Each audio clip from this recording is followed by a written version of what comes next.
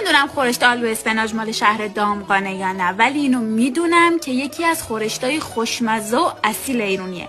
بیا بریم بهت یاد بدم که درستش کنی. برای شروع پیازمون رو داخل روغن تفت میدیم، وقتی سبک شد بهش زردچوبه و فلفل سیاه اضافه میکنیم. بعد گوشتمون رو بهش اضافه میکنیم و یه کمی که تفت خورد بهش مقداری دارچین میزنیم.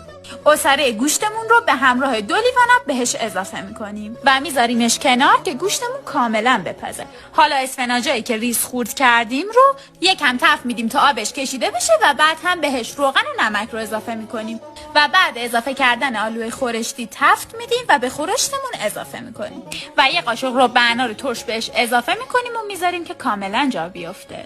خورشتمون که جا افتاد بهش زعفرون هم اضافه میکنیم و خورشتمون آماده میشه برای سرو.